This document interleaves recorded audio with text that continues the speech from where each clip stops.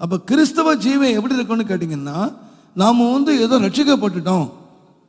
நாம் சிலவன் சொல்கிறோம் பாருங்க, அவனை காட்டிலும் நாம் பரவாயில்ல, இவனை காட்டிலும் நாம் பரவாயில்ல. நாம் மற்றவங்களை வச்சு நம்மையே அளந்துக்கிட்டு இருக்கோம். கிறிஸ்தவன் மற்ற அளக்கக்கூடாது. என்னுடைய பிரியம் என் மேலே கர்த்தருடைய பிரியம் இருக்கா? அவன் எப்படின்னா போகிறான் பாருங்க. வேதம் சொல்லுகிறது, நீங்கள் நமக்கு ஒரு பெரிய எச்சரிக்கையான ஒரு வார்த்தை எங்கன்னு கேட்டிங்கன்னா, 1 கொரிந்தியர் 10:5 நீங்கள் வாசிப்பீர்களானால், அந்த முதல் 4 வசனம் சொல்லியிருக்கு, அவர்கள் எல்லாரும் மோசேக்குள்ளாக ஞான ஸ்நானம் பண்ணப்பட்டார்கள். அப்படி இருந்தும் அவர்களோடு சேர்ந்து நடந்த ஞான கன்மலையின் பானத்தை குடிச்சாங்க. ஞான கன்மலை அவர்களோடவே நடந்தது. ஞான தண்ணீரை குடிச்சாங்க. அவங்க மோசேக்குள்ளாக ஞான ஸ்நானம் பெற்றாங்க. ஆனால் 10:5 சொல்லுது, அப்படி இருந்தும் அவர்களில் அதிகமான பேரிடத்திலே தேவன் பிரியமாய் இல்லை. ஆதலால் வனாந்திரத்தில் அழிக்கப்பட்டாங்க. யார் அழிச்சது? உங்களுக்கு பாலும் தேனும் ஓடுற தேசம் தருவேன்னு சொன்ன ஆண்டவரே அவங்கள அழிச்சு போட்டாரு.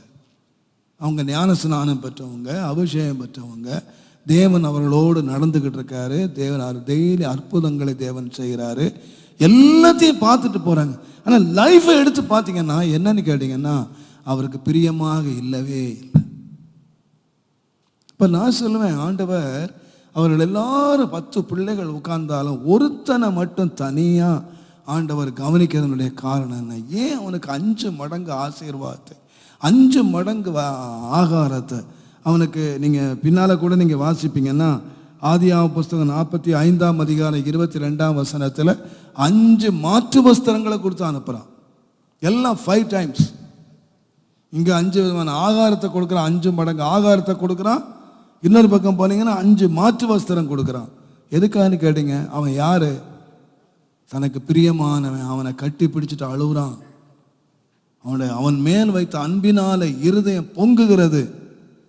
அப்போ கிறிஸ்தவ ஜீவி என்னன்னு சொல்லுங்க கேட்டிங்கன்னா, மனுஷனுக்கு பிரியமாக நடக்கிற ஒரு வாழ்க்கை அல்ல. நம்முடைய வாழ்க்கையில் ஒவ்வொரு நாளும் கேள்வி கேட்கணும், கர்த்தருக்கு பிரியமானது. கர்த்தருக்கு பிரியமானவன காரியங்கள் வாய்க்கும்.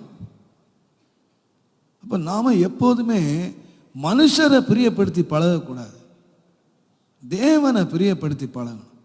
அதான் வேதம் சொல்லுது, தேவனுக்கு பிரியமானது இன்னதென்று சோதித்து பாரு. சோதிச்சு பாருங்க. இது ஆண்டவருக்கு பிரியமா?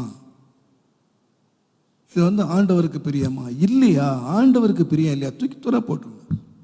அது வேண்டாம்.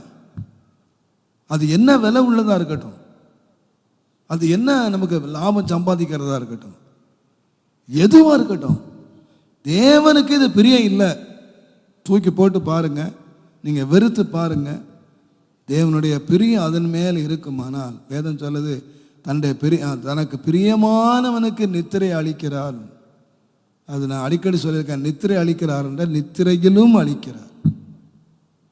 நீங்கள் அதிகாலையில் அந்த 127ஆம் சங்கீதத்தை நீங்கள் வாசிப்பீங்கன்னா, அதிகாலையிலே நேரப்பட வேலையிலே தரித்திருந்து வருத்தத்தின் அப்பத்தை அதிகாலையில் எழும்பி வேலை செய்கிறாங்க, பாடுபடுறாங்க, பிரயாசப்படுறாங்க.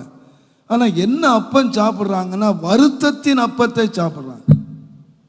ஆனால் தனக்கு பிரியமானவனுக்கு நித்திரையிலும் தேவன் கொடுக்கிறார்.